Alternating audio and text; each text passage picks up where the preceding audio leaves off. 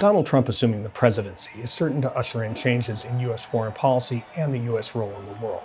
What does that mean for the challenges of 2025, which are very different from the challenges President Trump faced when he took office 8 years ago? We asked experts from our deep bench of fellows here at the Council on Foreign Relations for their take on what a Trump presidency might mean for the issues they cover. Over the last decade, U.S. policy on China has been surprisingly bipartisan. And some of that owes to President Trump, who, when he ran for president in 2015 and 2016, helped catalyze sort of a new consensus on the need to outcompete China. In many ways, if you look at Congress, you've seen bipartisan action on legislation that is really surprising, almost unanimous, on issues like TikTok, on human rights, on export controls, on trade, on supporting allies and partners, and on Taiwan. So the question today, though, is whether or not that bipartisan approach is going to survive a second Trump term.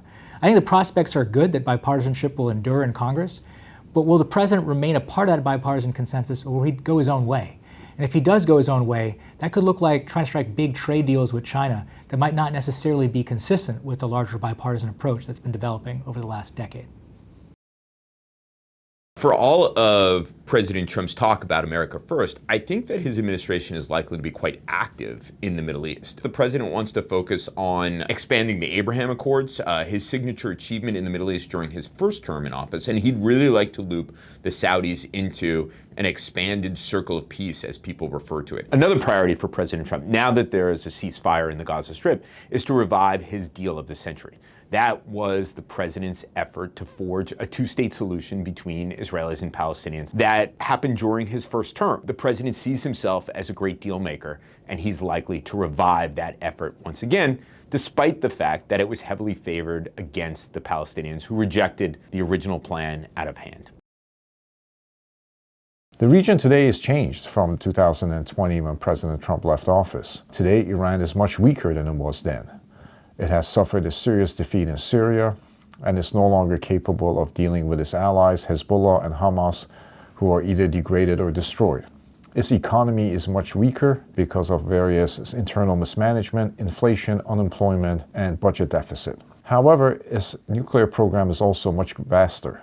During his first term, the Trump administration had what is called maximum strategy of pressure on Iran, which involved imposing debilitating economic sanctions on the country. Those policies were effective in terms of depleting the Iranian treasury. The new incoming Trump administration has been talking about reviving those economic sanctions as a means of getting it to negotiate seriously on its arms control and nuclear file.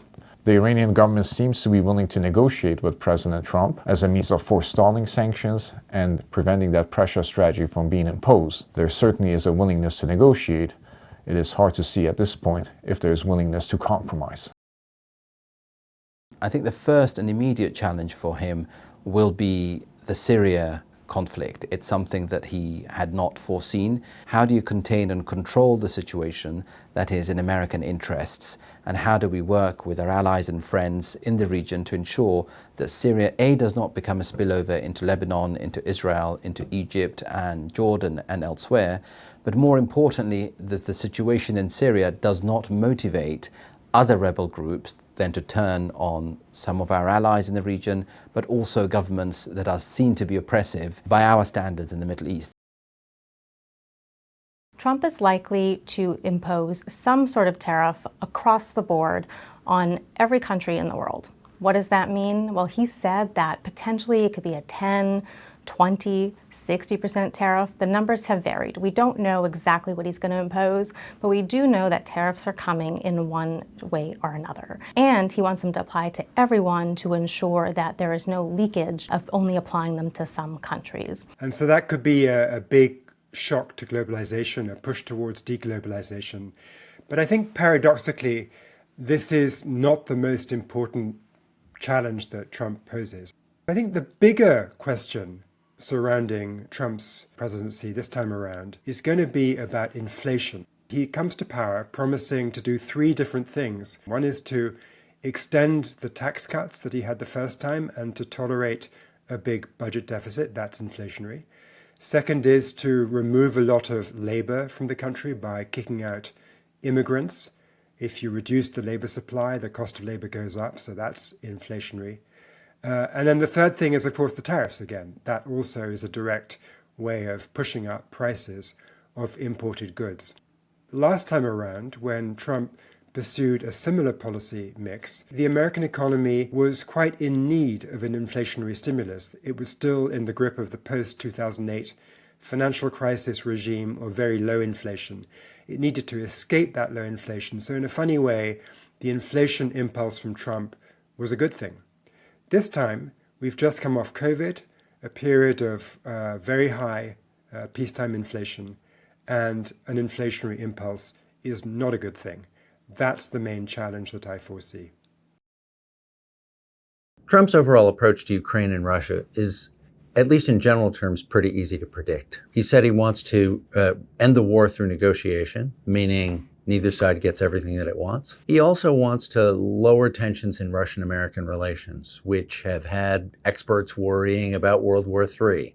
Whether Trump can develop an effective policy will depend on how well he understands two enormous changes that have happened since he left office 4 years ago. Ukraine's status has changed. It has become an ally in all but formal legal terms. Secondly, Trump needs to understand the way in which Putin has reconceived his relations with the West. He has described his conflict with the West as an existential war, a clash between civilizations.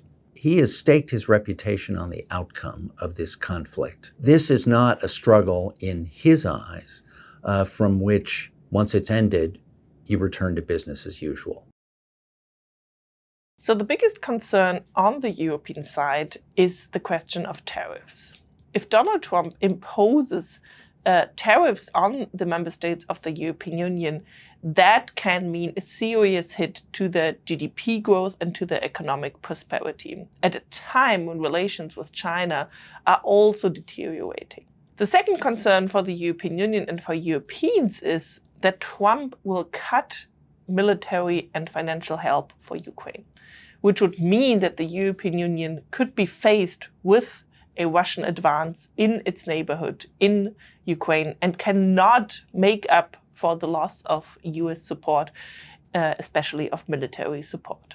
And the third question that Europeans are concerned about is whether Trump will put into question the future of NATO as he has already threatened during his first term.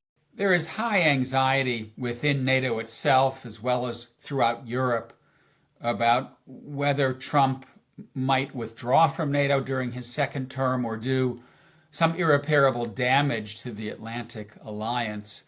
My best guess is that it will not happen. We now live in a world in which the United States is in intense competition with Russia following its invasion of Ukraine. It would be, I think, far-fetched to imagine that Trump would want to withdraw from NATO and remove U.S. troops from Europe in the context of that new geopolitical cleavage. Furthermore, I think Trump will ask himself, what would be in it for me or for the United States to withdraw from NATO? And the answer is nothing. Yes, Trump will push NATO allies to spend more on defense. Yes, he may want to reduce some of the forward presence the United States has if there is a peace deal for Ukraine. But I think the NATO picture 4 years from now will look a lot like the picture today. Donald Trump will arrive at the White House for his second term with a very clear and focused agenda on immigration. It has four major elements. First is he wants to carry out the largest mass deportation of unauthorized immigrants in U.S. history. There are roughly 10.5 to 11 million such people in the United States. The administration is targeting removals of at least 1 million people per year. Secondly, he wants to try to seal the border with Mexico by bringing back Title 42, which was a pandemic-era statute that allows people to immediately be sent back to Mexico if they cross between the ports of entry. Third, he will try to eliminate the legal refugee program to bring in refugees from overseas. We currently take in roughly 100,000 per year. And finally, he's likely to try to further curb legal migration. His administration, the folks around him, believe that migrants are competition for American workers. They would like to reduce the legal immigration numbers from the current roughly 1.1 million per year.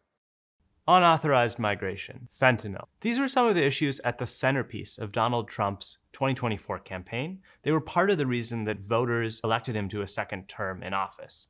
And now he's promising a Latin America policy that puts several regional issues front and center. He's talked tough on China. His administration's goal will be to keep China from growing its commercial diplomatic weight in the region. I think he'll be concerned with trade, as he is across the globe.